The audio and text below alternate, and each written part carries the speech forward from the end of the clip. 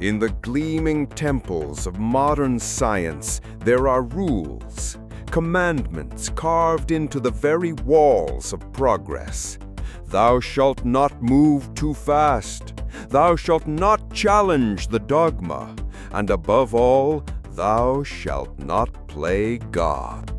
For generations, these rules kept the world safe, but they also kept it sick, trapped in a cycle of treating symptoms instead of curing the disease. For one woman, that was a price she was no longer willing to pay. Her name was Dr. Ilara Vance, and she was about to become science's greatest heretic. Her rebellion wasn't born from ambition or a desire for fame. It was born from love. Her sister, Lily, was a prisoner in her own body, captive to a rare genetic disorder that was slowly, mercilessly stealing her future. The world's best medicine could only delay the inevitable. Ilara refused to accept it. Every tick of the clock was a countdown. Every failed experiment, a door slamming shut. While the world slept, Ilara waged a silent war against biology itself, searching for a key, not just to treat the disease, but to erase it, to rewrite the flawed sentence in her sister's genetic code. For 851 days, she chased a ghost in the machine, a solution that science said was impossible. She sacrificed sleep, friendships, and the last of her savings, fueled only by a fading picture of her sister's smile. And then, at 3:17 a.m., the ghost blinked back. She had done it. She had found the key. She believed this was the end of the fight, that the world, when presented with a miracle, would embrace it with open arms. She prepared to meet the giants of the pharmaceutical industry, not as a rebel, but as a savior. She was about to learn that giants don't like to be saved. They like to be in control. Omnigen wasn't just a company. It was an empire built on chronic illness. Their CEO, Marcus Thorne, didn't sell cures. He sold subscriptions to survival, billions of dollars a year in patented lifelong treatments. And Ilara Vance had just walked into his throne room holding a declaration of their extinction, though she didn't know it yet. He let her finish. He listened to her symphony of hope. And then, with the surgical precision of a predator, he tore it apart. He didn't attack her science. That, he knew, was flawless. Instead, he attacked her soul. He called her reckless, arrogant, a menace playing with forces she couldn't comprehend. He wasn't rejecting her discovery. He was branding her a monster. Thorne didn't need to burn her lab. He just needed to burn her name. He unleashed a multi-million-dollar media campaign, a war fought not with weapons, but with whispers. They twisted her hope into hubris, her genius into madness.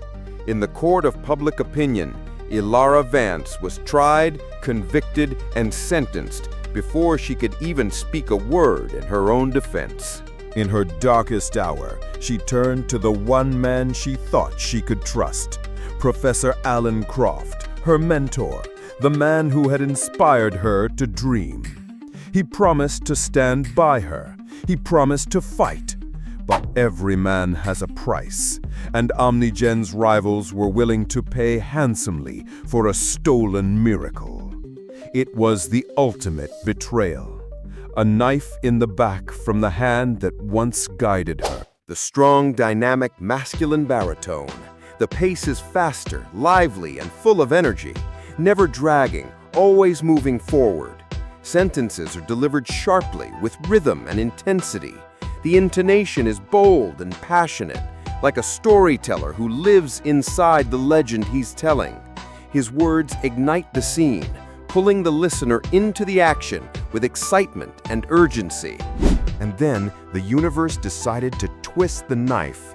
The countdown she heard in her head was no longer theoretical, it was real. Lily's condition worsened dramatically. The doctors, with pity in their eyes, gave her the verdict. The system hadn't just taken her lab and her reputation, it was about to take her sister. It was at this moment, at the absolute bottom, that Dr. Ilara Vance ceased to exist and a warrior was born. When the world shut its doors, she found a new one in the digital underground.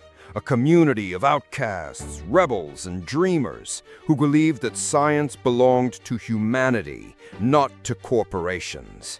They were an army of ghosts in the machine. And they began sending her weapons for her war. Code, data, and pieces of scavenged equipment. A global, anonymous rebellion was quietly taking shape. In the ruins of an old factory, a new temple of science was being built. It wasn't sterile or polished. It was powered by stolen electricity and raw desperation. But it was hers, free from the rules, the committees, and the greed. Here, she wasn't a pariah. She was in command, and the clock was ticking louder than ever. It all came down to this single moment. All the theories, all the sacrifice, all the pain, distilled into one vial. There were no safety protocols, no ethics committee, only a sister's promise. To use it was a crime, a violation of every rule she had ever known. Not to use it was a death sentence. In that moment, she made the only choice she could. She broke the law to keep her promise. At first, there was silence, and then a flutter, a breath, a miracle born in the shadows. Lily was coming back. The news, leaked by Ilara's hidden network, spread like wildfire. It was no longer a theory, it was proof, a living, breathing cure. For Marcus Thorne, it was the beginning of the end. For thousands of families across the globe, it was the beginning of hope. Thorne made one last desperate move. He couldn't discredit her science, so he tried to imprison her with the law. He dragged her to court, branding her a criminal. He thought he could bury her under the weight of the system, but he made a fatal mistake. He thought Ilara was alone. She wasn't fighting for a patent or a stock price. She was fighting for them, and her victory wasn't in a lab, it was in their eyes. The world tried to break her. It called her a monster, a heretic, a criminal. But in the end, it was the world that had to change. They named the new law after her, but her true legacy wasn't written in legal books. It was written in the language of life itself. She was offered billions, fame, power. She turned it all down. She had already won the only prize that mattered. The story of Dr. Ilara Vance is a testament to a simple, powerful truth. The rules that govern our world were written by people, and they can be rewritten by people. It is for the rebels, the heretics, the ones who refuse to accept the world as it is, to show us what it could be.